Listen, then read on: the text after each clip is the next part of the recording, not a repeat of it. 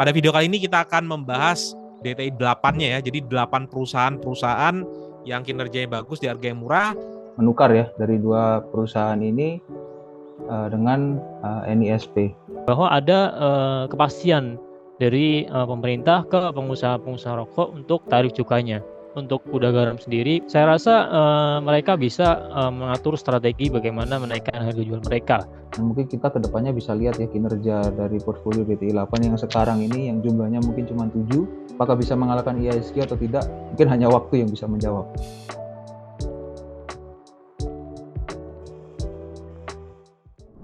Halo Sobat Investor, selamat datang di channel Dodi Bicara Investasi dan masih bersama saya Rahmat dan Michael. Kita kali ini akan membahas perkembangan dari DTI 8 yang isinya adalah 8 perusahaan yang kinerjanya bagus di harga yang murah. Channel Dodi Bicara Investasi dan Think kita ada kolaborasi di mana kita membentuk dua pool ya. Pool pertama adalah DTI Universe yang isinya adalah 30 saham yang kinerjanya bagus. Sobat investor bisa cek di video sebelumnya, dan pada video kali ini kita akan membahas DTI 8-nya ya. Jadi 8 perusahaan-perusahaan yang kinerjanya bagus di harga yang murah. Nah, saya akan coba serahkan langsung ke Mike nih. Oke, terima kasih buat kesempatannya Pak Dodi. Mungkin yang pertama mau kita bahas di sini adalah update kinerja dari DTI 8 ya. Dari tanggal 8 Juli 2022 sampai hari ini. Di sini kita bisa lihat dari grafik yang ada, DTI 8 ini sudah memiliki kinerja yang lebih baik dibandingkan dengan IHSG.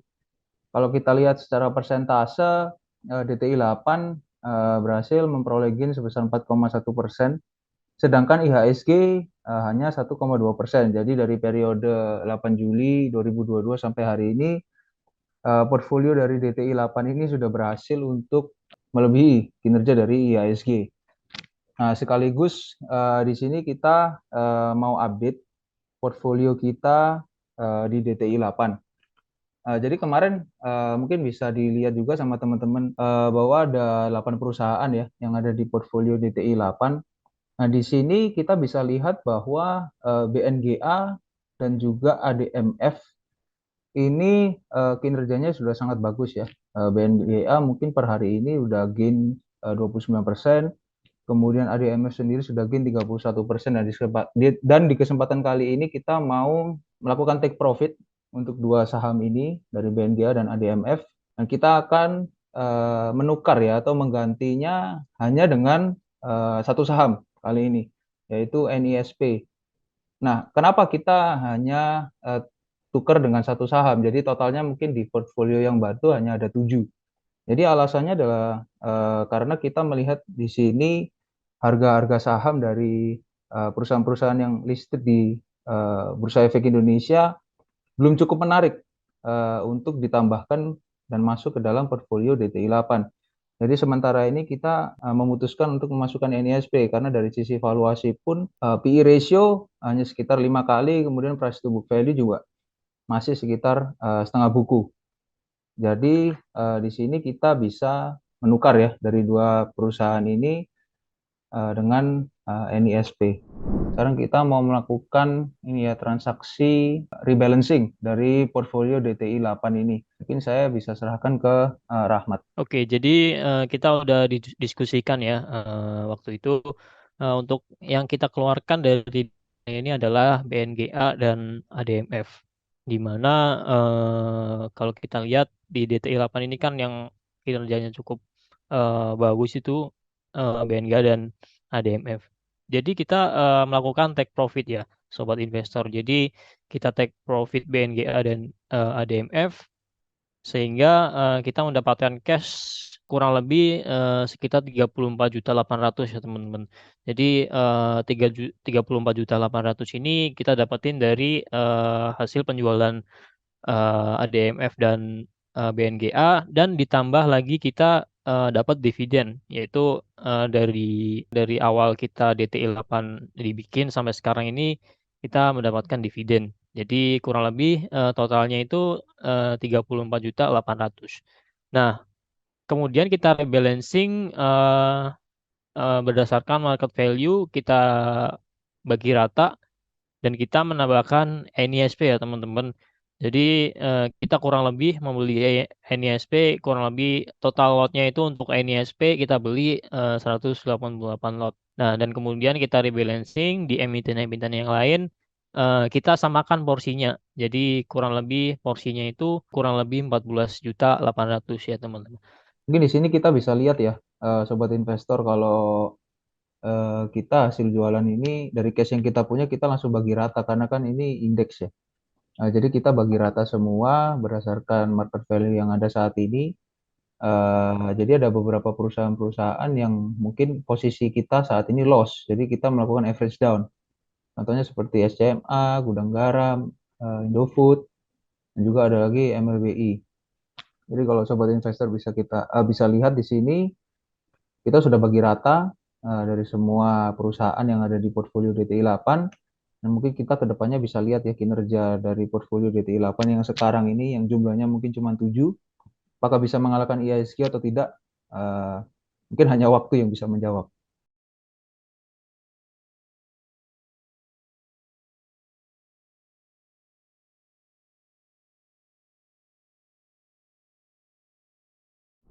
Oke, mungkin berikutnya Ya, kita akan membahas satu persatu ya, update kinerja dari perusahaan-perusahaan yang ada di portfolio DTI 8. Mungkin yang pertama ingin saya bahas di sini adalah NISP. Kenapa kita memasukkan NISP? Mungkin di video part 1 dari series DTI 8 kali ini saya sudah sedikit singgung ya bahwa NISP ini merupakan bank yang cukup prudent dalam menyalurkan kredit. Dan kemudian dalam kondisi saat ini valuasi dari NISP ini juga bisa dibilang murah karena dijual dengan PE ratio sekitar 5 kali, kemudian price to book value juga sekitar setengah buku. Kita semua yakin di sini NISP adalah bank yang cukup besar di Indonesia. Kita juga memiliki keyakinan NISP bisa terus membukukan kinerja yang baik di kemudian hari.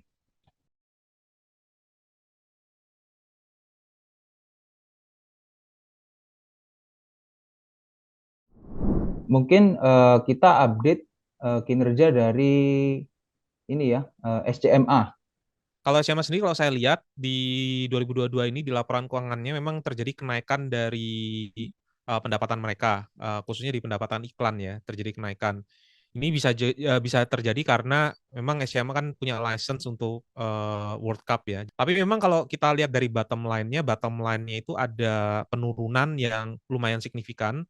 Dan kalau kita coba bedah di laporan keuangannya itu ada biaya program dan amortisasi persediaan ini juga mengalami kenaikan yang signifikan kalau kita lihat di laporan keuangan.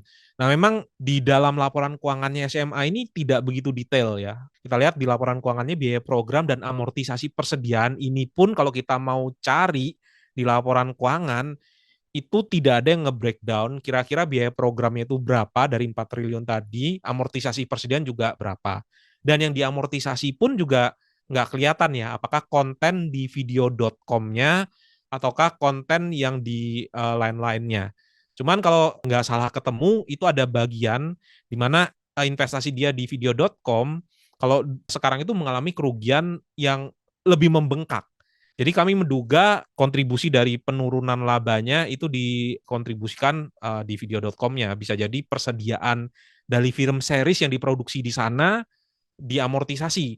Nah, masalahnya amortisasinya apakah langsung 1 tahun habis atau dibagi 2 tahun atau 3 tahun juga mungkin kita perlu cek lagi ya di laporan keuangan atau di laporan tahunannya ya secara detail ya berapa karena memang agak susah ya untuk kita ngelihat beda kayak misalnya bangunan atau kalau misalnya mesin itu sudah ada aturannya. Kalau untuk konten ini bisa jadi sesuai dengan kebijakan dari si perusahaan.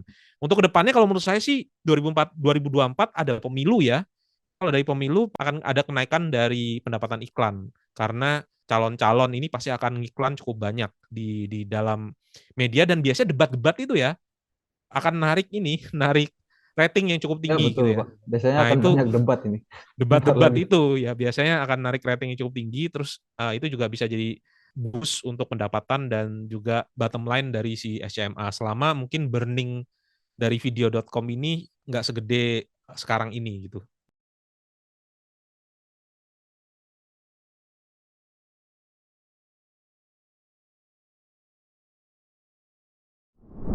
Ya, mungkin lanjut ke Gudang Garam. Udah enggak. Oke, untuk gudang garam ini kan kita lihat di tahun 2022 ini masih tertekan ya. Jadi gudang garam ini kalau dilihat mereka belum terlalu signifikan menaikkan harga di tahun 2022. Karena memang untuk cukai ini kan naiknya cukup signifikan sekali ya dari beberapa tahun sebelumnya. Di tahun 2023 dan 2024 ini pemerintah udah menetapkan cukai selama 2 tahun. Jadi di sini kita bisa lihat bahwa ada kepastian dari pemerintah ke pengusaha-pengusaha rokok untuk tarif cukainya. Jadi dengan begini untuk gudang garam sendiri, manajemen gudang garam, saya rasa mereka bisa mengatur strategi bagaimana menaikkan harga jual mereka gitu. Dan kalau dilihat kemarin saya dapat info bahwa kalau gudang garam ini udah menaikkan harga jualnya selama dua kali ya di periode Januari dan yang terakhir ini di Maret kemarin. Jadi menurut saya untuk ke depan gudang garam ini akan sedikit recover. Cuman kita belum tahu apakah dengan kenaikan harga jual ini volume dari penjualan gudang garam akan terkikis atau tidak. Mungkin nanti bisa dilihat di kuartal-kuartal selanjutnya. Namun saya rasa untuk ke depan untuk gudang garam ini masih cukup oke untuk dipegang di indeks DTI 8 ini ya. Mengingat harganya masih diskon ya ini. Bahkan dari kemarin pun sempat menyentuh kurang lebih 16.000 atau 17.000 ya. Dan sekarang pun udah naik signifikan sekali naik lagi ke 25.000. Jadi itu aja sih kalau dari saya. Ini Hmm. saya nambahin dikit kalau dari sisi perusahaan rokok kan sebetulnya mereka ini cukup kebingungan ya bisa dibilang selama mungkin 2 tahun terakhir ini karena kenaikan cukai yang cukup signifikan dan pengumumannya itu setiap tahun. Jadi Hmm. perusahaannya cukup susah untuk ngatur strategi kapan mereka harus naik dan berapa banyak harus naik itu mereka cukup kesulitan. Jadi kita lihat perusahaan-perusahaan rokok itu kinerjanya cukup tertekan mungkin 1-2 tahun terakhir ini. Tapi kalau kita lihat yang seperti sudah disebutkan Rahmat tadi, cukai ini sudah di set sampai tahun 2024. Jadi saya yakin perusahaan juga bisa mengatur pace seberapa banyak mereka harus menaikkan harga, kemudian kapan mereka harus menaikkan harga untuk menjaga kenaikan harga ini tetap balance dengan volume yang dikonsumsi oleh customer mereka. Jadi mungkin dengan certainty atau kepastian kenaikan harga cukai sampai 2024 ini bisa mempermudah buat manajemen gudang garam untuk mengatur mereka punya strategi. Itu aja sih, Pak.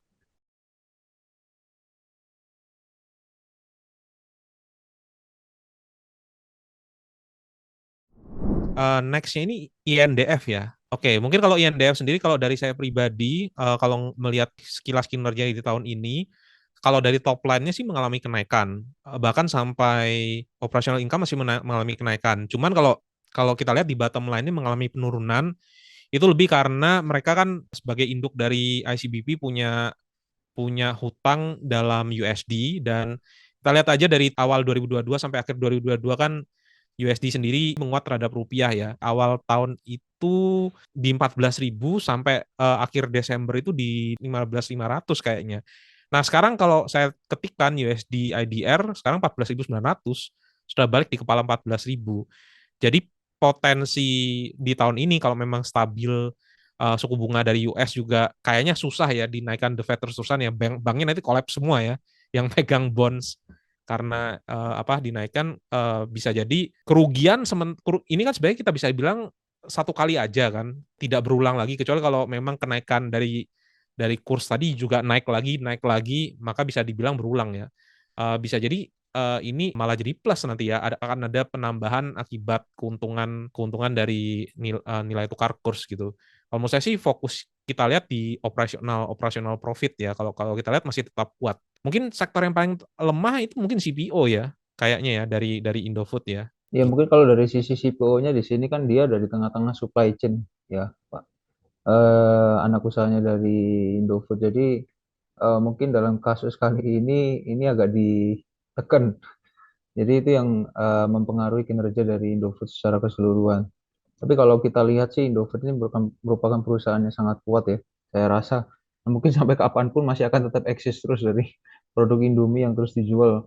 Karena mereka bukan cuma jual di Indonesia ya, mereka juga bisa ekspansi ke luar negeri. Gitu sih.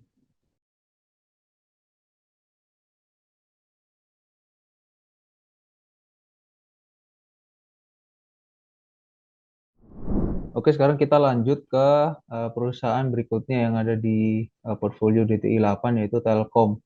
Mungkin kalau kita bicara mengenai Telkom ya, update-nya mungkin akan mirip-mirip tiap video yang mengenai pembahasan di DTI 8 ini karena Telkom ini saya rasa sampai kapanpun mereka akan jadi market leader ya di Indonesia karena ini perusahaan BUMN yang memang pemerintah memberikan porsi bagi Telkom sendiri untuk apa namanya untuk mereka bisa menjalankan kegiatan operasional mereka dan kesempatan untuk ekspansi pun saya rasa Telkom juga memiliki kesempatan yang lebih ya dibandingkan dengan kompetitor-kompetitor yang ada. Dari sini pun kita juga bisa lihat bahwa kinerja dari Telkom itu bisa dibilang sudah cukup baik meskipun agak sedikit mengalami penurunan. Cuman saya rasa untuk kedepannya Telkom ini kinerjanya akan membuahkan kinerja yang terus membaik. Karena seperti yang kita tahu, kita semua pasti menggunakan ini ya, secara langsung maupun secara tidak langsung pasti menggunakan produk-produk dari Telkom ini sendiri. Jadi saya rasa Telkom sendiri masih relevan untuk berada di dalam portfolio DTI 8. Kalau dari saya tambahannya mungkin kalau 2022 ini kan terkesan turun. Itu ya gara-gara investasi di Goto tadi ya, yang investasinya dia di atas, terus sekarang Goto harga di 100-an, terus akhirnya ada penurunan dari nilai Goto di investasinya. Tapi kan itu juga menurut saya juga one off ya. Kan nggak setiap tahun ada beban itu, jadi tergantung dari investasinya juga. Dan harusnya ya kejadian yang cukup signifikan ya dari tahun lalu tadi karena dari berapa ratus itu turun ke 100 selisihnya. Nah, mungkin juga dari di home, kalau kita bicara mengenai di home itu ada beberapa perumahan yang mungkin warga di sana cuma bisa pakai IndiHome karena saya sempat tinggal di satu perumahan di Jakarta juga itu mereka akses internet yang punya hanya IndiHome. Jadi saya mau nggak mau harus pakai IndiHome. Jadi saya rasa Telkom ini punya mode yang sangat kuat ya di Indonesia untuk terus menjalankan kinerja kegiatan operasional mereka di kemudian hari.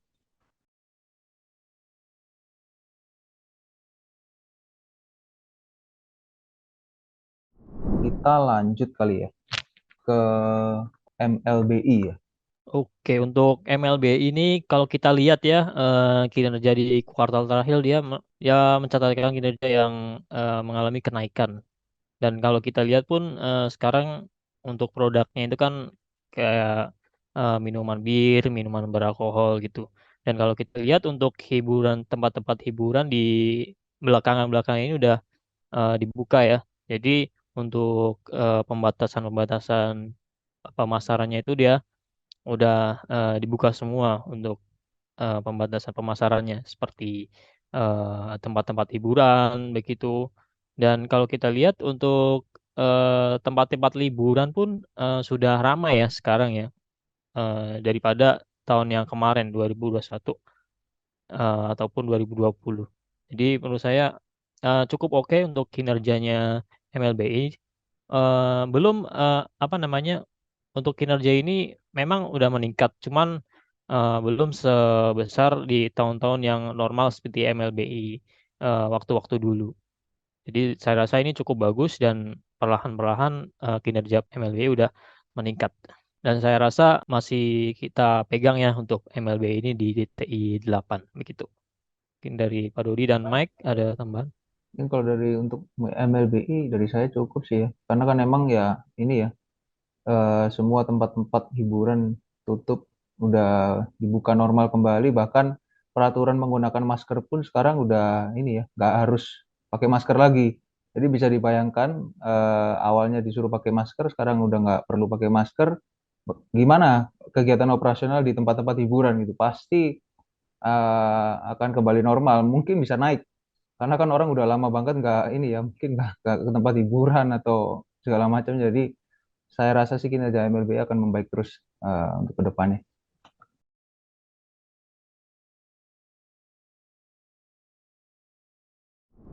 Oke, mungkin kita lanjut ya ke perusahaan yang terakhir yaitu Astra International. Mungkin penjelasannya juga mirip-mirip ya sama video-video sebelumnya bahwa Astra ini merupakan perusahaan konglomerasi besar di Indonesia Dari sisi kinerja pun sudah menunjukkan perbaikan. Dari anak usahanya, United Tractor juga mengalami perbaikan yang cukup signifikan. Dari anak-anak usaha lainnya juga menunjukkan hal yang positif. Jadi dirasa bahwa Astra International ini akan terus menjadi perusahaan yang berkembang meskipun pertumbuhannya tidak bisa dikatakan cepat lagi ya.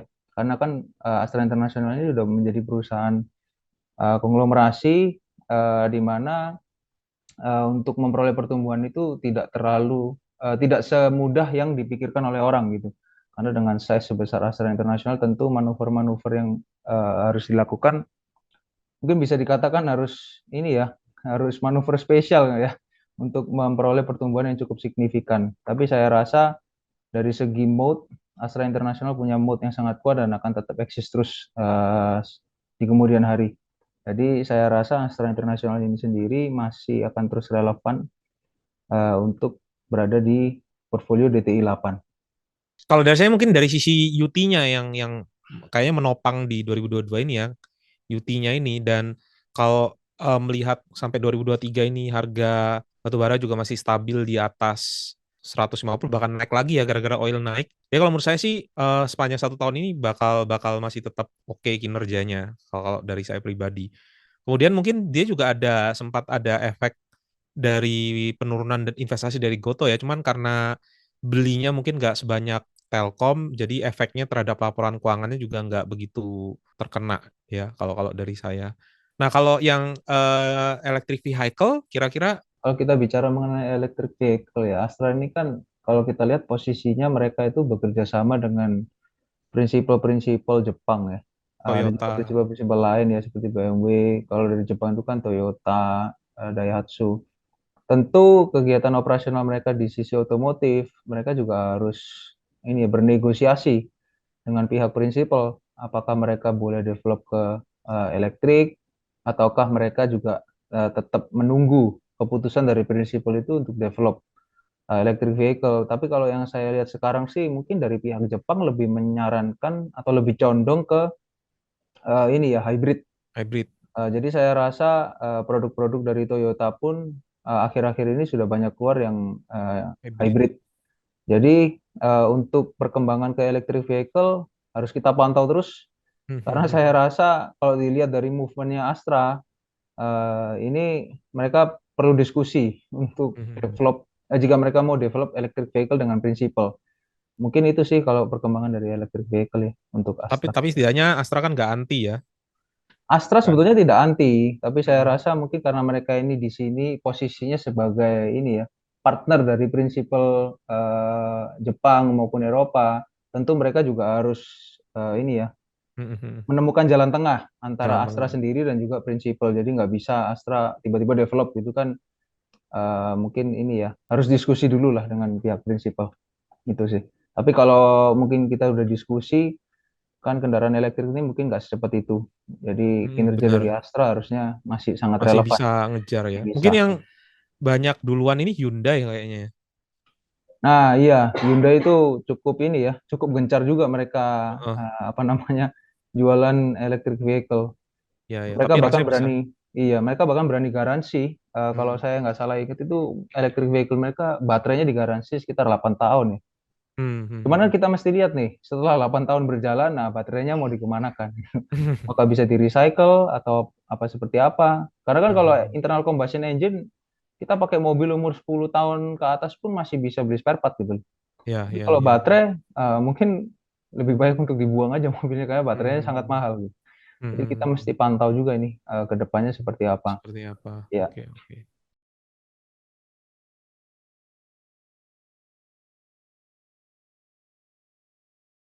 Oke, mungkin dari pembahasan dari masing-masing perusahaan di portfolio DTI 8 ini sudah selesai. Dan kita akan update lagi ke depan 3 bulan lagi dari sekarang ya. Jadi pantau terus video-video dari DTI 8 yang berikut-berikutnya.